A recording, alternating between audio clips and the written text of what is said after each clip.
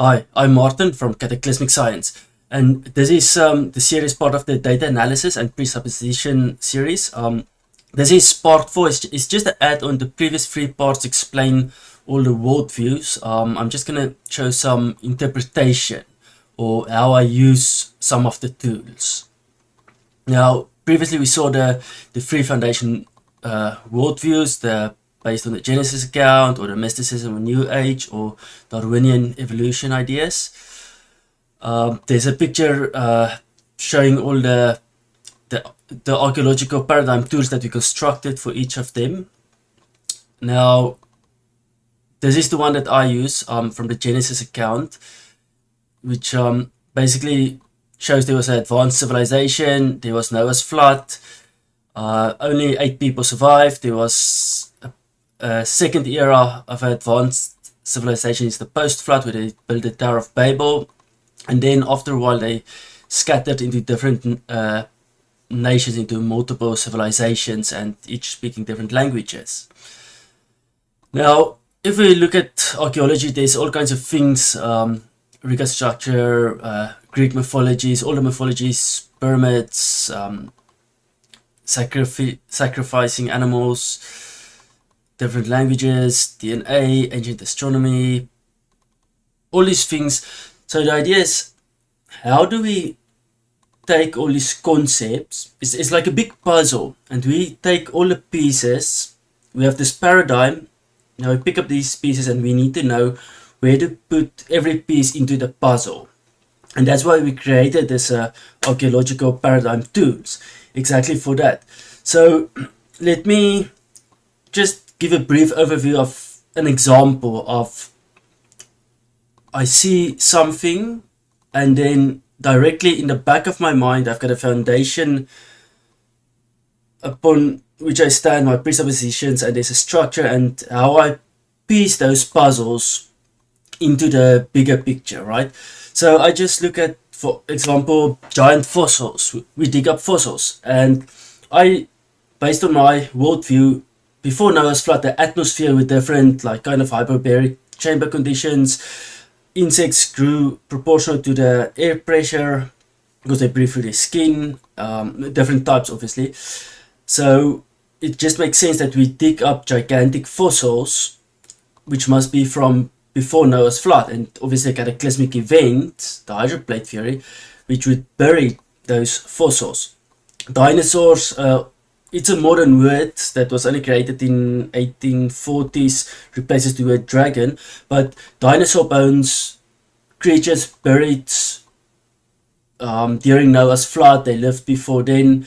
Some of them survived, they became, in the new era, dragons, or they were always called dragons, just the name changed, but we always call them dragons. And the knights are famous for slaying dragons, which is oversized reptiles that don't have this perfect atmospheric conditions and live that long as before the flood. But that's still where they came from. The first thing Noah did when he got off the ark was he sacrificed a bull. And we see this concept. We can go into theology a lot about that, but I just want to mention that's where the first one post-flood started, sacrificing a bull. Now, at all these civilizations together, they Tower of Babel, they split up, so they all knew the same stories, the same legends, and how they split up into different languages and nations. That's why they all speak of the same common legends. They tell of flood legends that happened. There's also some demigods ideas, obviously maybe wrongly translated, but all these stories seem to be kind of the same, but just a little bit twist, but there's some commonality between it. We look at architecture in the ancient world, the ziggurat structure. Obviously they built the Tower of Babel and the city around it, and this big tower, and now they split up and they all carry on with that architecture style of building this pyramid shaped buildings. Traces back to that. Different languages, we know they split up. Now, let's say Atlantis, a good example. they the idea, if it was at a Rikat structure in the Eye of the Sahara in West Africa, where I would place it is I would need, first of all, there's different civilizations already then, according to Plato. Now, okay, so that is after the Tower of Babel. And it was destroyed by a flood, but not the whole world was not destroyed by a flood. It was just a local flood destroying Atlantis, and then they moved to other parts, to Egypt, places like that. So we know it's at the low end of the intensity cataclysmic events. It's not the hydroplate theory that was Noah's flood, and afterwards there's responses, small localized floods.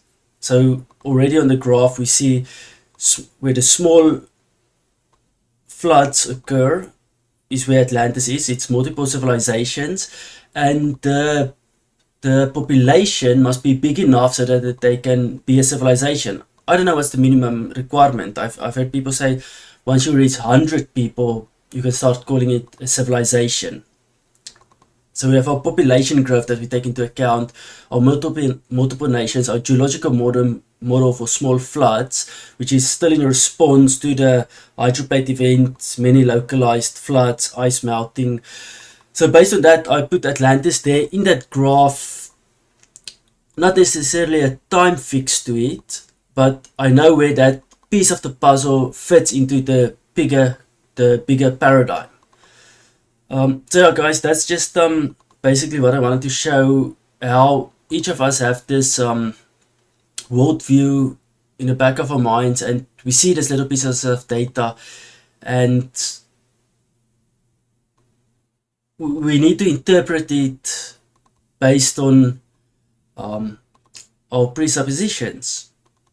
So yeah, there's the 3 different ones that I've constructed earlier, and I hope that helps everybody to kind of know where to place the data or the evidence that they find, and shows you the reasoning behind 3 different worldviews of the data.